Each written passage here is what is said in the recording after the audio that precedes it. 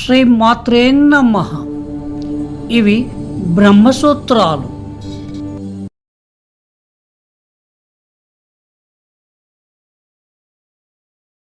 సమన్వయ అధ్యాయం 1, విభాగం 1, సూత్రాలు 1 నుండి 31 వరకు. నా వక్తురాత్మోపదేశదితి చేత్ అధ్యాత్మ సంబంధ భూమా హ్యాస్మిన్ 1:1:29.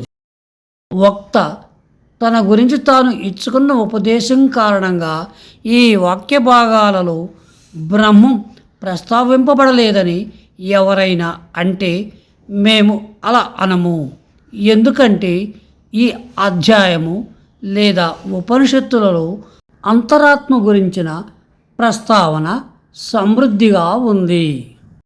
నా వక్తురాత్మోపదేశదితి చేత్ అధ్యాత్మ సంబంధ భూమా హ్యాస్మిన్. నా కాదు, వక్తుహు వక్త యొక్క అనగా ఇంద్రుని, ఆత్మ ఆత్మ యొక్క, ఉపదేశత్ ఉపదేశ కారణంగా, ఇతి ఈ విధంగా, చేత్ ఒకవేళ, అధ్యాత్మ సంబంధ భూమా అంతరాత్మను అధికంగా ప్రస్తావించటం వలన, ఇహి ఎందుకంటే, అస్మిన్ ఈ అధ్యాయము లేదా ఉపనిషత్తులో 28వ సూత్రానికి సంబంధించిన అభ్యంతరం ఖండించబడింది. 28వ సూత్రం ప్రాణమే బ్రహ్మం. ప్రాణాన్ని సూచించే వాక్య భాగాన్ని అనుసంధానితంగా పరిశీలించడం ద్వారా ఆ విషయం అర్థమవుతుంది. ప్రాణం బ్రహ్మాన్ని సూచిస్తుందనే వాదనపై ఒక అభ్యంతరం లేవనెత్తబడింది. వ్యతిరేకి లేదా పూర్వపక్షి ఇలా అంటాడు: ప్రాణ అనే పదం పరబ్రహ్మాన్ని సూచించదు.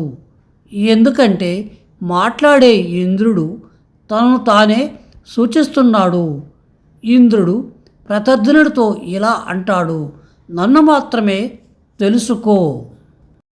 నేను ప్రాణాన్ని, తెలివైన ఆత్మను. ఒక వ్యక్తిత్వాన్ని సూచించే ప్రాణం మాట్లాడే గుణాన్ని ఆపాదించలేని బ్రహ్మం ఎలా అవుతుంది? శృతి ఇలా ప్రకటిస్తుంది: బ్రహ్మం వాక్కు లేనిది, మనస్సు లేనిది అని బృహదారణ్యోపనిషత్తు చెప్పుచున్నది. ఇంకా వక్తైన ఇంద్రుడు కూడా తను తాను ఇలా కీర్తించుకుంటాడు: నేను త్వస్త్రీ అనగా హిందూ వేదాలలో త్వస్త్రీ లేదా త్వష్ట అనగా దైవిక శిల్పి యొక్క 3 తలల కుమారుణ్ణి సంహరించాను. నేను అరుణముఖులను, భక్తులను తోడేళ్లకు అప్పగించాను. నేను ప్రహ్లాదుని ప్రజలను చంపాను. ఇంద్రుని బలం కారణంగా అతడిని ప్రాణ అని పిలవవచ్చు. అందువల్ల ప్రాణ అనేది బ్రహ్మాన్ని సూచించదు.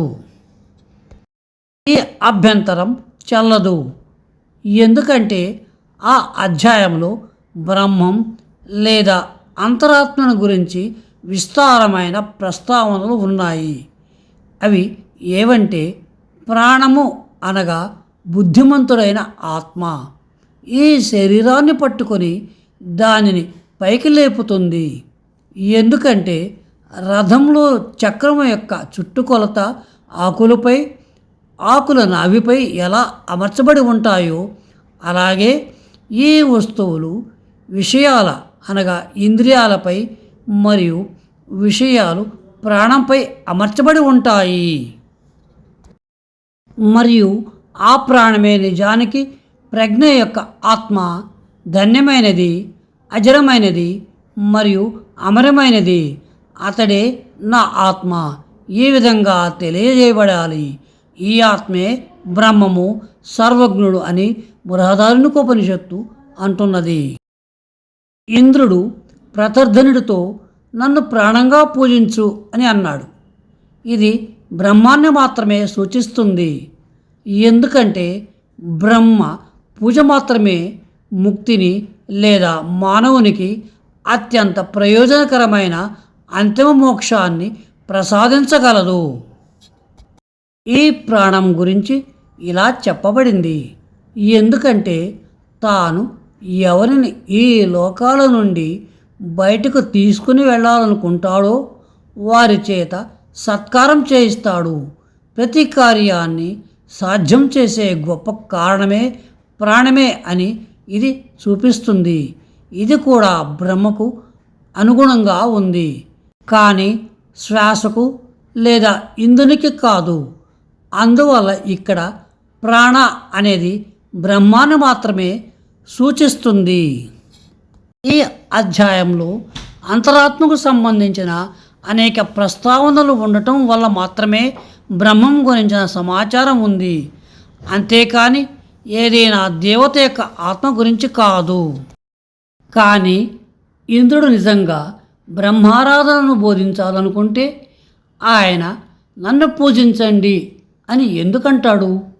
అది నిజంగా తప్పుదారి పట్టించేది.